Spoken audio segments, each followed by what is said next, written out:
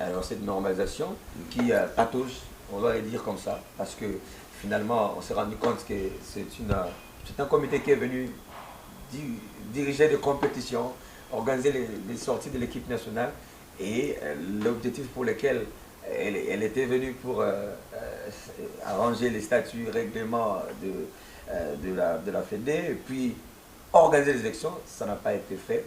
Aujourd'hui, nous avons un nouveau comité. Le président, vous êtes informé. L'actualité, c'est justement d'ailleurs celui-là. Quelle a été votre réaction d'abord en tant que... répondre à cette question. Vous avez dit que la normalisation a échoué, c'est-à-dire ceux qui étaient là, désignés pour conduire, entre guillemets, les réformes qu'on a imposées à la fédération, ont échoué. Bon. Il faut d'abord répondre à ça, pour apprécier la décision de réqualification, de désignation d'autres membres pour parfaire la normalisation. Quand on met en place une structure avec des objectifs cachés, avec des fixations sur des personnes, on oublie facilement l'objectif pour lequel on a été mis en place et on se disperse dans autre chose. Ça, c'est la première des choses. Deuxièmement, quand on met en place une telle organisation, il faut veiller à ce que l'objectif qui était visé soit le seul et seulement seul à être atteint. Quand on met ce genre de dispositions en place et que les composantes, certains parmi cette organisation, commençaient à estimer se doter des ambitions, que le miel était tellement succulent qu'il fallait continuer à s'en abreuver, ça signifie quoi? D'une manière résumée, on se perd des objectifs initialement fixés, assignés. Quelles sont les tâches? C'était revoir les textes, organiser des élections. Voilà. Je pense que déjà, à mon départ, on a commencé déjà la révision des textes. On avait déjà reçu une première mission pour la révision des textes. Est arrivée la deuxième mission. Je crois qu'au bout d'une année et demie, cette tâche était complètement accomplie. Mais comme les objectifs devenaient à géométrie variable, on termine les textes, il faut organiser des élections. Dans ces élections, il faut écarter une catégorie de personnes parce qu'il faut récupérer à travers, entre guillemets, le mot à la mode, des pantins qu'on devra placer là-bas, et qu'on réalisait que les éléments de base sur lesquels devait s'appuyer ce genre d'élection ne leur étaient pas favorables.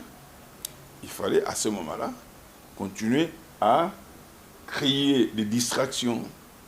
Pour prolonger le mandat. Et ce qui fait que ceux qui étaient là, les tenanciers du pouvoir, la majorité, parce que j'ai appris qu'il y a un qui n'était même pas d'accord avec eux, qui disait à tout celui qui voulait l'entendre que pour lui la mission était terminée et qu'il ne fallait pas s'éterniser. Et c'est honoré, vous n'êtes pas les filles. Et donc, étant entré pleinement dans le jeu du secrétaire général de la CAF, qui lui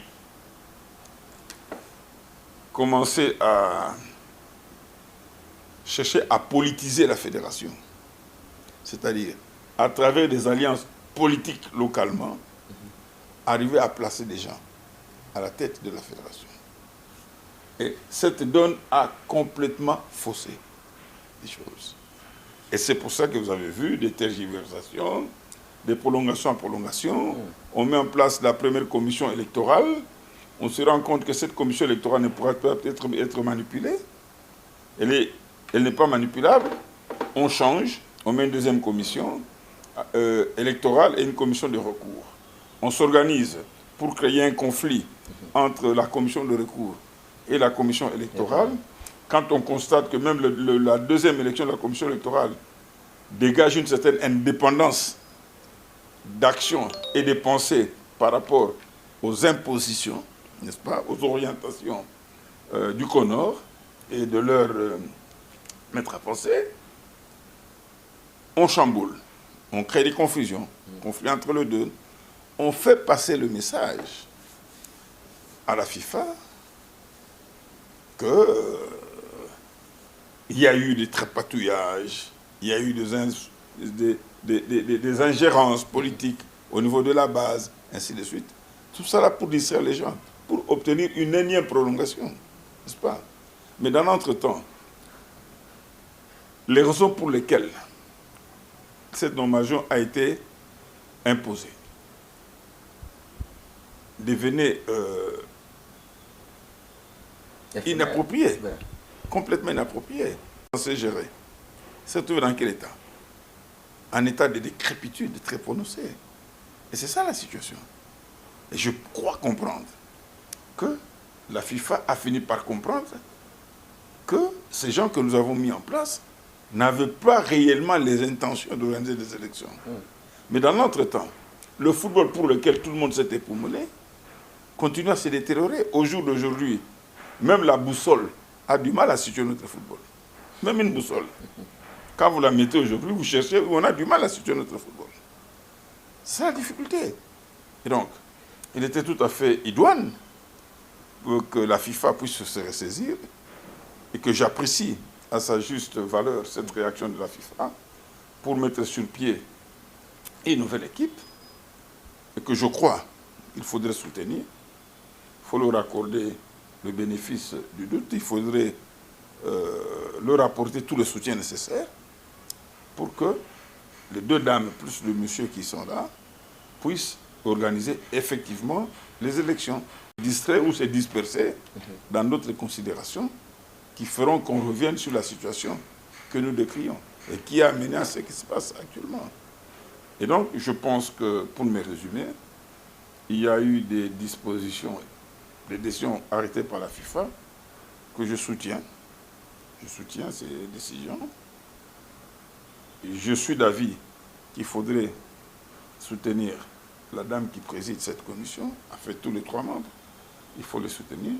Je suis d'avis qu'il faut les accompagner pour qu'ils puissent cheminer d'ici décembre, parce que j'ai lu quelque part que c'est jusqu'au 31 décembre. Voilà. Et donc, il faut les accompagner pour qu'une fois pour toutes, ce football redevienne observable. Quand je vous dis que même la boussole a du mal à nous situer, c'est qu'on ne sait plus observer. J'étais, je ne sais pas où, là. J'étais, je ne sais pas où, dans un chantier de la Fongourou, là-bas, où j'ai reçu une vidéo où quelqu'un se plaignait que le stade soit vide lors d'un match avec le Man, avec le Bering. Donc, ça c'est révélateur. Le match prévu à 15h jusqu'à 14h40 quelques. Voilà. Donc, ça c'est révélateur. Ça c'est révélateur. Quand les gens ne viennent plus au stade, ils ont complètement déserté le stade, ça signifie qu'on a pris le cœur à l'ouvrage. Ça signifie que le spectacle est devenu insipide, au point où personne estime, personne n'est prêt à aller perdre son temps pour ce genre de spectacle. Vous comprenez? Et c'est pour ça que je dis que la boussole a du mal à situer notre football aujourd'hui. Il est où ce football? On a du mal à le situer. Donc il y a un grand chantier. Ce n'est pas le chantier des dames qu'on vient de nommer. Okay. Ce n'est pas leur chantier. Leur chantier principal, c'est organiser les élections.